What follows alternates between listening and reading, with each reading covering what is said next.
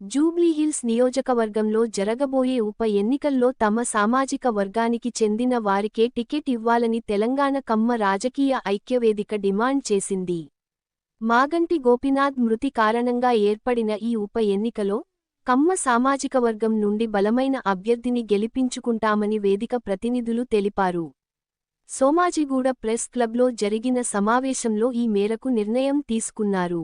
జూబ్లీహిల్స్లో తమ వర్గానికి చెందిన 50,000 మంది ఓటర్లు ఉన్నారని వారు పేర్కొన్నారు. ప్రజల మన్నన ఆదరణ పొందినటువంటి వ్యక్తి. మరి ఈ యొక్క నియోజకవర్గంలో కమ్మవారి ఓట్లు దాదాపు 50,000 వరకు ఉన్నాయి. కాబట్టి ఆ సీటు మా కమ్మవారికి ఇవ్వాలని చెప్పేసి ఈ వేదిక నుండి మేము కోరడం జరుగుతుంది. అన్ని పార్టీలకు విజ్ఞప్తి చేస్తున్నాము. ఈ యొక్క మా క్యాండిడేట్ని సీట్ ఇచ్చి గౌరవించవలసిందిగా దానికి మేము విజ్ఞప్తి చేస్తూ ఉన్నాము. అంతేకాకుండా త్వరలో జరగబోయే స్థానిక సంస్థల ఎన్నికల్లో కూడా ఎంపీపీ, జెడ్పీటీసీ, తర్వాత సర్పంచ్ ఎన్నికలైతేమి, లేకపోతే మున్సిపల్ కార్పొరేషన్స్, మున్సిపాలిటీసు, ఈ అన్నింటిలో కూడా కమ్మవారికి సముచిత ప్రాధాన్యత ఇవ్వాలని కోరుతూ, అలాగే కమ్మవారికి కూడా విజ్ఞప్తి చేస్తున్నాం ఏంటంటే సీట్ అడిగే ముందు మీరు కూడా దానికి అర్హత సంపాదించండి, పోరాడండి, కష్టపడండి, ఈ యొక్క అధిష్టానాన్ని మెప్పించండి. దానికి మా వంతు కృషి కూడా మేము చేస్తామని చెప్పేసి విజ్ఞప్తి చేస్తున్నాం.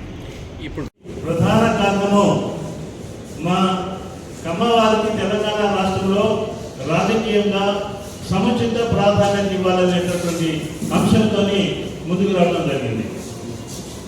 సాధారణంగా మేము ఈ డిమాండ్ చేయడానికి ప్రధాన కారణము మొదటి నుంచి కూడా రాజకీయాలలో, విద్యారంగంలో, సామాజిక రంగంలో కమ్మ సామాజిక వర్గం ముందున్నది. ముఖ్యంగా మా ఈ యొక్క లక్ష్య సాధనలో కొన్ని విషయాలు మీ ముందుంచాలని చెప్పేసి మీ ద్వారా సమాజానికి తెలియజేయాలనే ఉద్దేశంతో వివిధ రాజకీయ పార్టీలకు కూడా మా యొక్క విన్నపము, మా యొక్క డిమాండ్ వారి ముందుంచాలనే ఉద్దేశంతో ఈరోజు మీ ముందుకు రావడం జరిగింది. సాధారణంగా రాజకీయ వ్యవస్థ గమనించినట్లయితే 3 దశల్లో మనం కమ్మవారి రాజకీయ చరిత్రలో చూడవచ్చు. ఒకటి, ఎన్టీఆర్ కంటే పూర్వము కమ్మవారు రాజకీయాల్లో ఏ విధంగా ఉన్నారు, తర్వాత ఎన్టీఆర్ గారి సమయంలో, తర్వాత ఆఫ్టర్ ఎన్టీఆర్ దేశంలోనూ కమ్మవారు ఐకమత్యంగానే ఉంటున్నారు, రాజకీయంగా ప్రాధాన్యత కలిగి ఉంటున్నారు. ఇక దీంతో పాటు సమాజంలోని అన్ని వర్గాలతో కలిసి మెలిసి ఐక్యంగా సోదర భావంతో పనిచేస్తున్నామంటే అది కమ్మవారికే చెందుతుంది.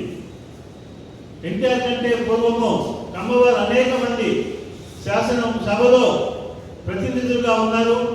సుమారు ఉమ్మడి ఆంధ్రప్రదేశ్లో 40 మంది దాకా కమ్మవారు ఉండేవాళ్ళు.